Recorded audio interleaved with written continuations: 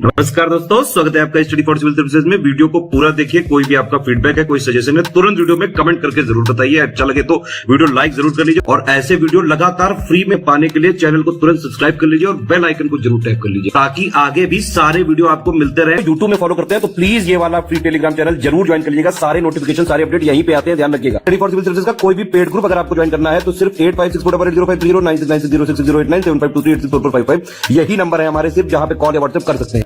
Instagram पे हमारा page जरूर फॉलो कर लीजिएगा, स्टडी फॉर सिविल .सर्विसेज है। ट्विटर पे हमको जरूर फॉलो कर लीजिएगा, @study for civils है। सारे क्वेश्चन अटेम्प्ट करिए और स्कोर अपना तुरंत कमेंट करके बताइए। दोस्तों नमस्कार, स्टडी फॉर सिविल सर्विसेज में आप सभी का स्वागत है।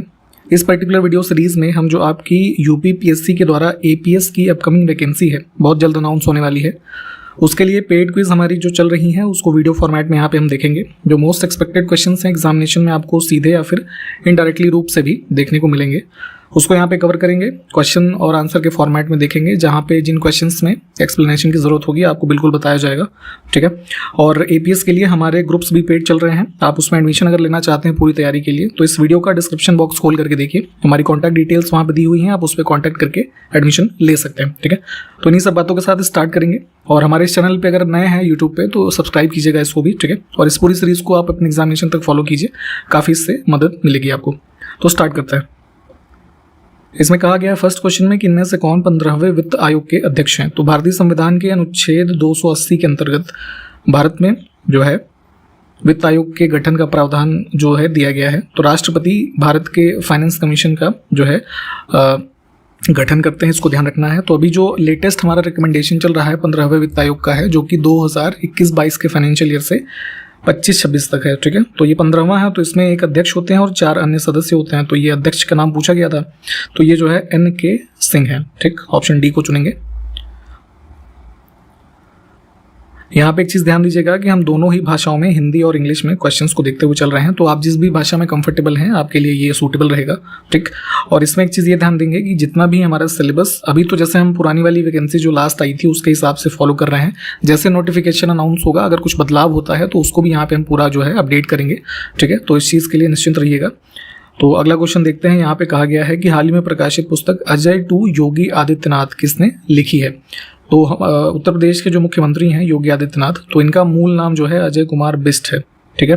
तो यहाँ से योगी आदित्यनाथ बनने तक का जो सफ़र है उसके ऊपर एक पुस्तक लिखी गई, अभी जून में प्रकाशित हुई थी। तो इसके ऑथर हैं शांतनु गुप्ता, ऑप्शन डी।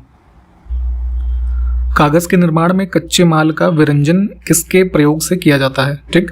तो आपको पता है पेपर जो बनता है, कागज बनता है, ठीक है, तो मोस्टली वो जो है वुड पल्प है ना, इसको यूज करते हैं। तो ये पल्प जो है, चूंकि क्या है, कई चीज़ों का एक तरीके से मिश्रण है और सफ़ेद रंग का तो होता नहीं है ना, इसको सफ़ेद अगर मान लीजिए पेपर हमको बनाना है तो इसको प्रोसेस कई सारे होते होंगे। तो उसी क्रम में यहाँ पे इसका जो है डीगमिंग होता है, जिसको यहाँ पे हिंदी में विरंजन कहते हैं। कुल मिलाकर के क्लीन करने का प्रोसेस है। तो वुड पल्प जो है, पेड़ का जो है हमारा पल्प बना, उसको ब्लीचिंग पाउडर को यूज़ करके प्रोसेस करते हैं, जिससे कि वाइट पेपर हमें आगे चल करके वो उसी प्रोसेस में प्राप्त होता है, ठीक। तो यहाँ पे ब्लीचिंग पाउडर वाले विकल्प को चुनेंगे, इसको ध्यान रखना है। इसका जैसे कई बार ये पूछ लेते हैं कि केमिकल नेम क्या है या फॉर्मूला क्या है, तो कैल्शियम हाइपोक्लोराइड होता है ये, ठीक है, हाइपोक्लोराइड, इसको ध्यान रखेंगे, CaOCl2, ठीक। उत्तर प्रदेश का सबसे छोटा जनपद कौन सा है। तो पूरे उत्तर प्रदेश में कुल हमारे जिलों की संख्या 75, ठीक। तो क्षेत्रफल की दृष्टि से यहाँ पे बात हो रही है, तो गाजियाबाद से अलग होकर के एक नया जिला बनाया गया था हापुड़, ठीक है। तो ये क्षेत्रफल के हिसाब से दिए हुए विकल्पों में सबसे छोटा है। एक वयस्क मानव शरीर का तात्विक संयोजन द्रव्यमान के अनुसार किस प्रकार होता है। तो कोई भी एडल्ट ह्यूमन जो होगा, जैसे सपोज आप लोग ही होंगे, ठीक है, तो 18+ तो होंगे ही अगर कॉम्पिटिटिव एग्जाम की तैयारी कर रहे हैं, ठीक। और ज़्यादातर लोग तो 21+ के ही होंगे, ग्रेजुएट होंगे, ठीक। तो अब ऐसी स्थिति में हमारे बॉडी का जो मैक्सिमम मास है वो लगभग वो 99% जो है वो बनता है किससे, हमारे कुल 6 एलिमेंट्स होते हैं, oxygen, carbon, hydrogen, nitrogen, calcium और फास्फोरस, ठीक है। तो यही क्रम होगा। तो ऑक्सीजन, कार्बन, हाइड्रोजन, नाइट्रोजन, ठीक है, कैल्शियम और फास्फोरस, इन सबों को ध्यान रखेंगे। ये क्रम होता है हमारे 99% पार्ट का, और जो रिमेनिंग पार्ट बचा है उसमें अन्य हमारे जो एलिमेंट्स, जैसे कि क्या क्या, पोटेशियम, सल्फर, सोडियम, क्लोरीन और मैग्नीशियम, ठीक है, इनका भी कॉम्पोजिशन होता है। तो इन सबको ध्यान रखना है। तो यहाँ पे बी विकल्प जो है इस हिसाब से सही हो जाएगा। उत्तर प्रदेश राज्य का अंतिम विभाजन कब हुआ था, ठीक है। तो उत्तर प्रदेश से ही अलग करके पहले बनाया गया उत्तरांचल, ठीक है, 9 नवंबर सन 2000 में। तो यहाँ पे नवंबर 2000 को चुनेंगे, ऑप्शन डी, ठीक है। उत्तर प्रदेश राज्य के ही 13 पहाड़ी जिले जो थे, ठीक है, तो उनको ही काट करके उत्तरांचल राज्य, जिसको कि अब आप उत्तराखंड नाम से जानते हैं, इसको बनाया गया था, ठीक है। अगला है आनंद भवन किस शहर में स्थित है। तो आनंद भवन की स्थापना मूल रूप से जो है नेहरू फैमिली जो थी, मोतीलाल नेहरू जी के द्वारा 1930 के टाइम पीरियड में, ठीक है, इसको नेहरू फैमिली के एक रेजिडेंस के रूप में जो है इलाहाबाद, जो वर्तमान का प्रयागराज हो गया है, वहाँ पर इसको सेटअप किया गया, ठीक है। तो लेटर ऑन ये कांग्रेस का हेडक्वार्टर बना और अभी के डेट में जो है एक हिस्टोरिक म्यूजियम हो गया है, ठीक है। तो यहाँ पे ऑप्शन सी करेक्ट हो जाएगा। अब यहाँ पे हमारे पास कुछ शॉर्ट फॉर्म है, उसका फुल फॉर्म लिखा हुआ है। तो कौन सा युग्म सुमेलित नहीं है, बहुत ध्यान से देखा करिए क्या पूछा गया है। कई बार पूछा जाता है क्या सुमेलित है, तो 4 ऑप्शन में से एक ही सही होगा, लेकिन आप लोग को लगता है कौन सा गलत है। तो अगर पहला ही गलत दिख गया तो आप गोला भर देते हैं भाई, तो क्वेश्चन गलत हो जाता है, ठीक है। तो इन स्थितियों से बचना है। यहाँ पे अगर हम देखें तो पहला सही है, all India council for technical education. Basic में जो है beginners all purpose symbolic instruction code, ये कंप्यूटर से संबंधित जो बेसिक लैंग्वेज होती है उसके बारे में है। CAA सिटीजनशिप अमेंडमेंट एक्ट जो 2019 में चर्चाओं में रहा था काफ़ी, ठीक। और कोविड-19 जो महामारी आई थी, तो इसका फुल फॉर्म है COVID, है ना। तो को से कोरोना, है ना, क्रॉनिक नहीं होगा, ये गलत दिया हुआ।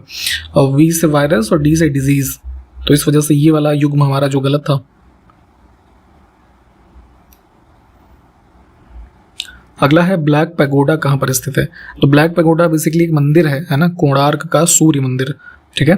ऑप्शन ए को चुनेंगे। कहाँ पर स्थित है, उड़ीसा स्टेट में। और इसका कंस्ट्रक्शन की अगर हम बात करें तो 13वीं सेंचुरी में इसको बनवाया गया था, जो है ये थे आपके गंग डायनेस्टी के नरसिंह देव फर्स्ट, ठीक है, इनका नाम भी ध्यान रखेंगे। और चूंकि इसका जो ये है ना मंदिर का जो ऊपर का टावर वगैरह है, तो ब्लैक कलर का जो है कुछ उसका अपीयरेंस है, तो यहाँ पे इसको ब्लैक पैगोडा इस वजह से कहा जाता है, तो ध्यान रखना है। अभी रिसेंटली G20 का जो समिट हुआ था, तो न्यू दिल्ली में जब जिस दिन मीटिंग थी, तो वहाँ पे इसका एक चक्र है, ठीक है, तो उसको भी वहाँ पे जो है दर्शाया गया था, तो उस वजह से भी चर्चाओं में रहा, तो ध्यान रखना है। निम्नलिखित में से कौन सी गैस शहरी क्षेत्रों में कचरा भराव क्षेत्र, जिनको लैंडफिल्स कहा जाता है, उनसे अधिकतर निकलती है। तो मीथेन गैस के सोर्सेज जो है उत्सर्जन के, तो जैसे ये कहा गया ना, कूड़े कचरे वाले जो क्षेत्र होते हैं शहरों में, चूंकि कूड़ा कचरा जो है एक जगह इकट्ठा किया जाता है, तो उन साइट से मीथेन का उत्सर्जन होता है। इसके अलावा जो धान के खेत हैं वहाँ से मीथेन का उत्सर्जन होता है। जो नालियाँ होती हैं, तो नालियों जो पॉट होल्स बंद होते हैं वहाँ से भी इसका उत्सर्जन होता है ना। कुछ हमारे एनिमल्स के जो मल मूत्र होते हैं वहाँ से भी मीथेन का उत्सर्जन है, तो ध्यान रखेंगे, ये सारे ही पूछे जाते हैं। मीथेन का केमिकल फॉर्मूला CH4, इसको भी ध्यान रखें। निम्नलिखित में से कौन सा सिंधु घाटी सभ्यता का स्थल नहीं है, ठीक है। तो इंडस वैली सिविलाइजेशन में कई सारी साइट्स हैं जो इंडिया में पाई गई, पाकिस्तान जो है वहाँ पे, ठीक है। तो इनकी लोकेशन को मैप पे भी लोकेट करना है, इनके बारे में आपको पढ़ना भी है। तो कालीबंगा, रोपड़, लोथल, ये सब इंडियन साइट्स हैं, ठीक है। पाटलिपुत्र नहीं है, ठीक है, पटना में जो है, तो ये ऑड हो जाएगा। गोल गुंबद कहाँ पर स्थित है, ठीक है। गोल गुंबद या फिर गोल गुंबज भी कहा जाता है इसको, तो कर्नाटका में है ये। आदिल शाह का मकबरा है बेसिकली, ठीक। ऑप्शन बी, थोड़ा इसके बारे में सर्च करके पढ़िए। अब है निम्नलिखित में से कौन सा कार्बन का अपरूप नहीं है, एलोट्रॉप। तो किसी भी जैसे एलिमेंट का, केमिकल एलिमेंट का एलोट्रॉप जैसे आपने पढ़ा होगा, तो एलोट्रॉप क्या होता है। तो एलोट्रॉप को आप ऐसे समझ सकते हैं कि उस केमिकल एलिमेंट का, है ना, एक अन्य रूप है जो कि सेम फिजिकल अवस्था में, है ना, मौजूद होता है, ठीक। तो अब कार्बन के अन्य जो रूप अपरूप हैं, तो उसमें डायमंड, ग्राफाइट, ग्राफीन, फुलरीन, ये सब होते हैं। इसमें ग्रेनाइट नहीं होगा। फिर से हमारे पास कुछ शॉर्ट फॉर्म और उसकी फुल फॉर्म। तो उस रेफरेंस में कौन सा युग्म सुमेलित नहीं है। तो HTML जो लिखा हुआ है ना कंप्यूटर के संबंध में, इसका मतलब होता है फुल फॉर्म हाइपर टेक्स्ट, ठीक है। यहाँ पर ट्रांसफर नहीं होगा, हाइपर टेक्स्ट मार्कअप लैंग्वेज। 2011 की जनगणना के अनुसार उत्तर प्रदेश की कुल जनसंख्या कितनी थी। तो चूंकि सेंसस नया हुआ नहीं है, 2011 के आंकड़े ही, है ना, अभी पढ़ने हैं आपको, वही एग्जाम में ऑलमोस्ट पूछा जाएगा। तो इसमें जो है कुल जनसंख्या जो उत्तर प्रदेश राज्य की थी, तो भारत का 16.5% थी, ठीक है। और ये 16.5% कितना था, 1998, ठीक। ये पूरा आंकड़ा याद कर लीजिएगा, 19.98 करोड़। नेक्स्ट है विजय स्तंभ कहाँ पर स्थित है? तो इनके द्वारा राणा कुंभा के द्वारा, ठीक है, इसका कंस्ट्रक्शन किया गया, जो कि स्थित है इसमें चित्तौड़गढ़ राजस्थान में। ठीक। अच्छा, आपसे क्वेश्चन है कि किसकी विजय के उपलक्ष्य में इसको बनवाया गया था, जरा कमेंट करके बताइएगा। तो अगला है निम्नलिखित में से कौन सी गंगा की एक सहायक नदी नहीं है? तो गंगा रिवर की सहायक है इसमें सोन, महानंदा, शारदा, ठीक है। तीस्ता नहीं होगी। तीस्ता किसकी सहायक नदी है? ब्रह्मपुत्र की। ठीक। निम्नलिखित में से कौन से जिले नेपाल की सीमा को छूते हैं? तो उत्तर प्रदेश में देखेंगे, चूंकि नेपाल के साथ हमारी बाउंड्री लगती है, तो 7 जिले हैं जो बाउंड्री शेयर करते हैं, लगभग 580 किलोमीटर का कुल डिस्टेंस है, जिसमें बहराइच है, ठीक है, गोंडा इसमें नहीं है, श्रावस्ती, बलरामपुर, ठीक है, इसके अलावा जैसे पीलीभीत, लखीमपुर, ठीक है, और इधर सिद्धार्थनगर और महाराजगंज।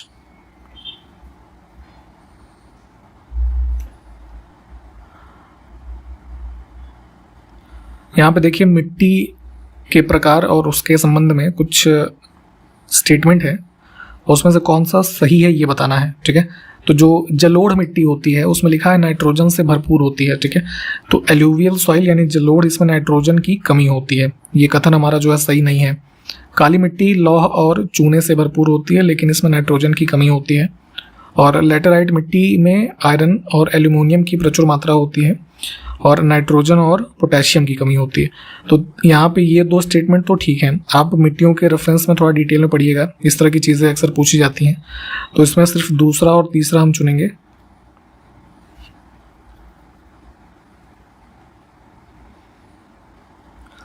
अगला है इसरो का पूर्ण रूप क्या है? तो इंडियन स्पेस रिसर्च ऑर्गेनाइजेशन। ठीक है। और इसका हेडक्वार्टर कहाँ पे है? बेंगलुरु, कर्नाटक में। इसको भी ध्यान रखें। बेतवा नदी उत्तर प्रदेश में जो है यमुना से किस जिले में मिलती है? तो देखिए इसमें यमुना में इसका जो स्थल है मिलने का हमीरपुर जिला है। इसको मैप पे एक बार लोकेट कर लीजिएगा। जो नदियां हैं ना उत्तर प्रदेश की, अक्सर इनसे चीज़ें पूछी जाती हैं। अजंता गुफा महाराष्ट्र के किस जिले में स्थित है? तो अजंता केव्स काफ़ी पॉपुलर है और ये औरंगाबाद जिले में है, महाराष्ट्र में। निम्न में से किन भगवानों को लोकपाल या फिर विश्व के संरक्षक के रूप में जाना जाता है? तो वैदिक काल के जो ऐतिहासिक स्रोत हैं उसके माध्यम से यम, इंद्र, वरुण और कुबेर, इन 4 को विश्व के रक्षक के रूप में जाना जाता है।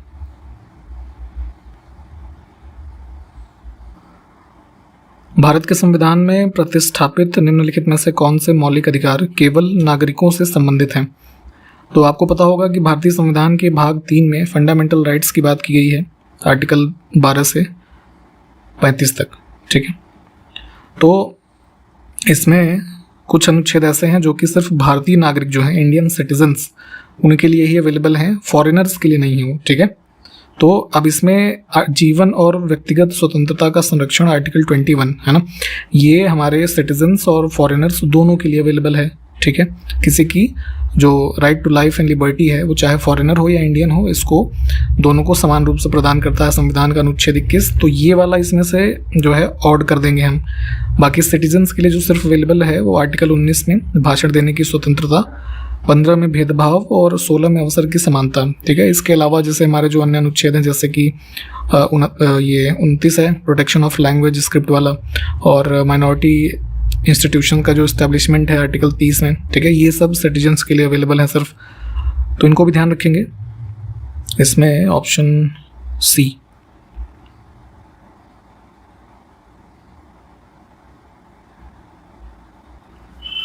अगला है भारतीय नागरिकता संबंधित नागरिक की नागरिकता समाप्त हो जाती है यदि वह इसमें से कौन से कार्य करेगा? जो 4 ऑप्शन दिए हुए हैं। तो अगर वो भारतीय नागरिकता का परित्याग करता है, ठीक है, खुद से ही गिव अप कर देता है, रिनाउंस कर देता है, तो समाप्त हो जाएगी। स्वेच्छा से किसी अन्य देश की नागरिकता अगर वो प्राप्त करते हैं तो भारतीय नागरिकता समाप्त हो जाएगी। ठीक है, ये भी ठीक है। किसी अन्य देश के नागरिक से विवाह करने पर समाप्त नहीं होगी, ना ही सरकार की आलोचना या निंदा करने पर समाप्त होगी। तो सिर्फ पहले 2 सही हैं।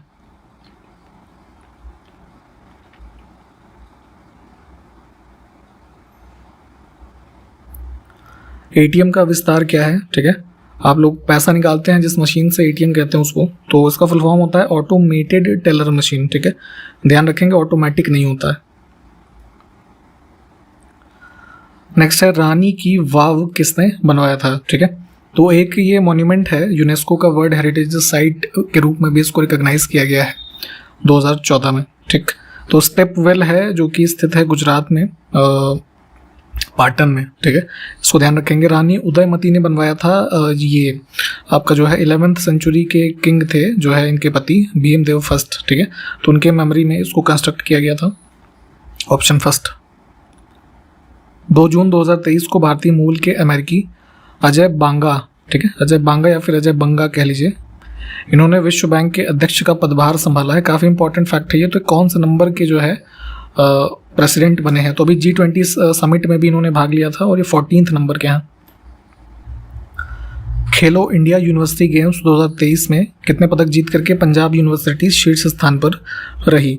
तो खेलो इंडिया यूनिवर्सिटी गेम्स जो 2023 के आयोजित हुए, ठीक है, तो इसका उद्घाटन कहाँ पे किया गया था, लखनऊ में। इसको ध्यान रखेंगे, इंपॉर्टेंट रहेगा। और टॉप पे जो कंक्लूड हुआ ये पूरे गेम्स, तो इसमें टॉप पे पंजाब यूनिवर्सिटी रही जिन्होंने कुल 69 पदक जीते, जिसमें 26 गोल्ड, 17 सिल्वर और 26 ब्रॉन्ज, ठीक। तो विकल्प कौन सा फर्स्ट सही हो जाएगा। भारत के संविधान के अनुच्छेद 352 के अंतर्गत आपातकाल की घोषणा की जा सकती है यदि भारत के किसी भाग की सुरक्षा को इनमें से जो 4 ऑप्शन है इसमें से किसी से खतरा हो, ठीक। तो आर्टिकल 352 से 360 के मध्य संविधान में हमारे इमरजेंसी का प्रावधान है। 3 प्रकार की इमरजेंसीज, नेशनल और स्टेट वाली जो इमरजेंसी होती है, प्रेसिडेंट रूल लगता है, और फाइनेंशियल इमरजेंसी, ठीक है। तो इन तीनों को भी ध्यान रखना है। तो 352 में नेशनल इमरजेंसी की बात की गई है जिसमें अगर युद्ध से खतरा है, विदेशी आक्रमण से है, और सशस्त्र बगावत है ना, आर्म्ड रिबेलियन, आंतरिक उपद्रव शब्द से पहले लगती थी इमरजेंसी, इसको प्रतिस्थापित कर दिया गया है सशस्त्र बगावत से, ठीक है। तो इसको ध्यान रखेंगे। सिर्फ पहला, दूसरा और तीसरा जो है ये हमारे ठीक हैं। घरों में हमारे आपके जो है CFL अब तो खैर यूज नहीं होते, पहले ट्यूबलाइट यूज होता था, उसके बाद CFL आए थे, ठीक है। तो वाइट कलर के जो ये बल्ब होते थे, तो इसका फुल फॉर्म क्या है ये बताना है। तो कॉम्पैक्ट फ्लोरोसेंट लैम्प, ठीक है। और जैसे वर्तमान में हम लोग LED यूज करते हैं, ठीक है, तो इसका क्या फुल फॉर्म होता है, लाइट एमिटिंग डायोड।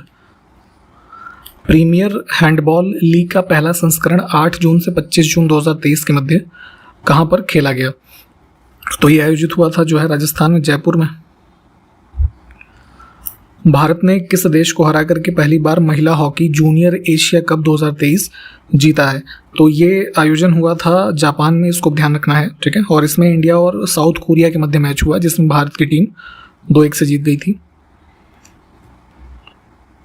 हाल ही में ICC का जो ये वर्ल्ड टेस्ट चैंपियनशिप हुआ था, ठीक है, तो इसको किस देश की टीम ने जीता है। तो ये मैच हुआ था इंडिया और ऑस्ट्रेलिया के मध्य, तो भारत हार गया था, ऑस्ट्रेलिया जो है इसमें जीता। ऑप्शन बी को चुनेंगे।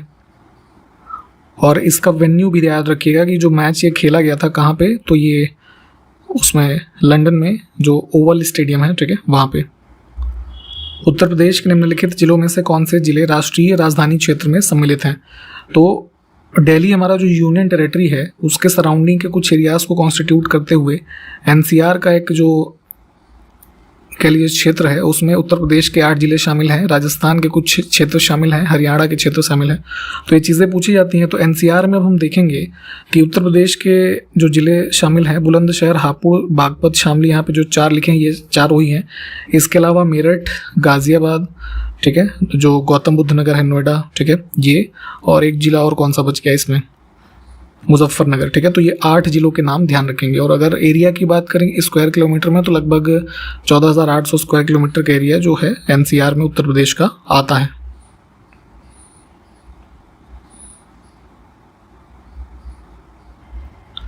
अब इसमें कौन सा युग्म सुमेलित नहीं है ये देखना है।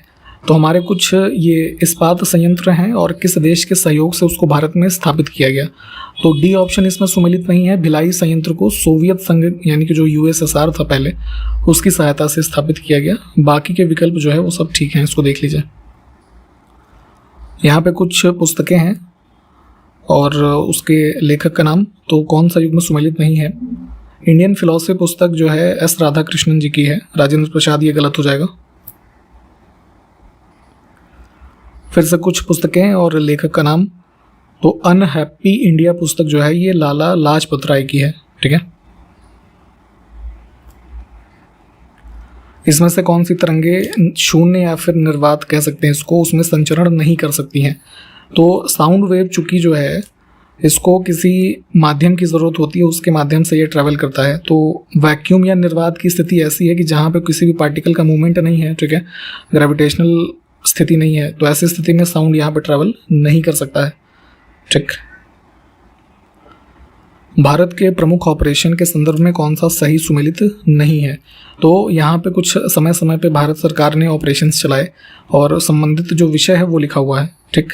तो ऑपरेशन देवी शक्ति जो है ये जो है अफगानिस्तान में तालिबान ने सरकार को टेक ओवर किया था, तो उस स्थिति में भारतीयों को वहाँ से वापस लाने के लिए भारत सरकार ने जो 2021 में ऑपरेशन चलाया, ऑपरेशन देवी शक्ति। ठीक।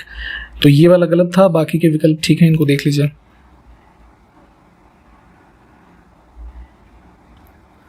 एक पुरातात्विक स्थल है कनगनहल्ली, ठीक है, तो उसके बारे में सही कथन देखना है। तो कर्नाटका में भीमा नदी के तट पर यह स्थित था और इस स्थल पर सम्राट अशोक की प्रतिमा जो है यहाँ से प्राप्त हुई है और कर्नाटक में है। तो तीनों ही कथन जो है वो सही है। थोड़ा इसको सर्च करके देख लीजिएगा लोकेशन वाइज। कुछ और पुस्तकें, लेखक का नाम, तो इसमें head and tails Indira Gandhi नहीं, ये मेनका गांधी की पुस्तक है।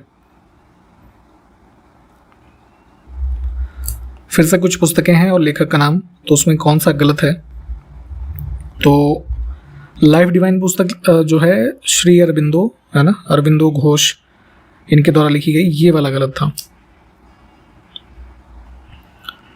अब इसमें कुछ मैथ्स के क्वेश्चंस को देख लेंगे अंत में। एक संख्या को 391 से भाग देने पर 58 शेष आता है, ठीक है, तो उसी संख्या को 17 से भाग देने पर शेष क्या आएगा? तो यहाँ पे अगर हम एक रिलेशन देखें तो 391 जो है 17 का मल्टीपल है, ठीक है। कैसे?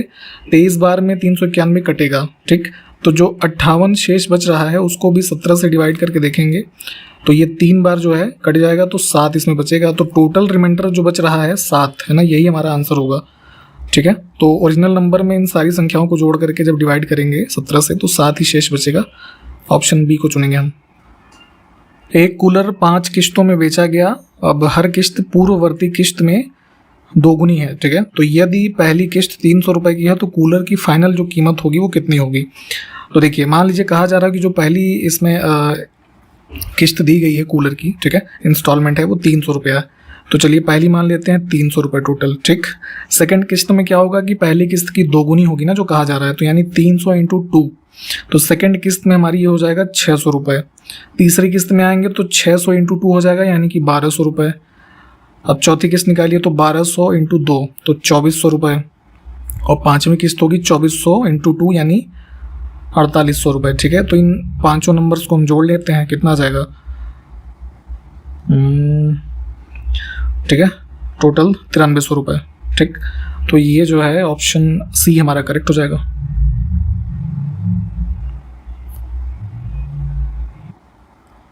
इसमें कहा गया है कि यदि राजू विजय से 20% अधिक आय अर्जित करता है तो विजय द्वारा अर्जित आय राजू द्वारा अर्जित आय की तुलना में कितने प्रतिशत कम है, ठीक है।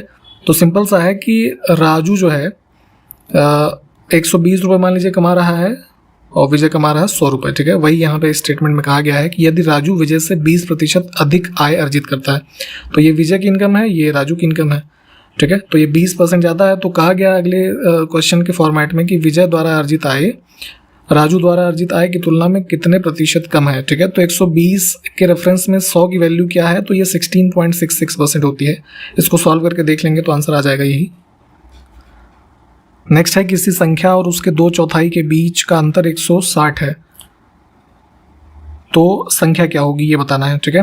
तो जो है इसको ऐसे कर सकते हैं क्वेश्चन आप कि किसी संख्या और उसके 2/4 के बीच का अंतर ना, तो मान लीजिए संख्या x है और उसका 2/4 यानी कि 2x/4, ठीक है, ये कितना है 160। तो संख्या क्या होगी, तो यहाँ पे आगे इसको सॉल्व करेंगे तो ये जैसे x/2 = जो है 160, ठीक है। तो x की वैल्यू कितनी आ जाएगी 320, ठीक है, ये होगी हमारी संख्या। नेक्स्ट है पहली 567 प्राकृतिक संख्याओं का समांतर माध्य कितना होगा। तो अर्थमेटिक मीन पूछ रहे हैं, तो जैसे मान लीजिए नंबर हमारा क्या हो, जैसे मान लें कि हम n प्राकृत संख्याओं का औसत हम रखते हैं n+1/2, तो इसमें ही यहाँ पे वैल्यू पुट कर दीजिए। पहले कहा गया कि 567 नेचुरल नंबर्स, तो 5, 6, 7 + 1/2, तो कितना हो जाएगा 568/2, ठीक है, यानी 284। तो विकल्प बी हमारा जो है ये करेक्ट हो गया। ठीक, तो इसी के साथ यहाँ पे हमने इस वीडियो में पूरे 50 क्वेश्चंस देखे हैं। ठीक है, इसी तरीके से सीरीज को आगे हम कंटिन्यू करेंगे। यहाँ पे वीडियो के बारे में जो भी आपका फीडबैक है उसको कमेंट के माध्यम से बताइएगा। ठीक है, तो इन्हीं सब बातों के साथ समाप्त करेंगे। मिलते हैं आपसे अगले वीडियो में, तब तक के लिए नमस्कार, जय हिंद।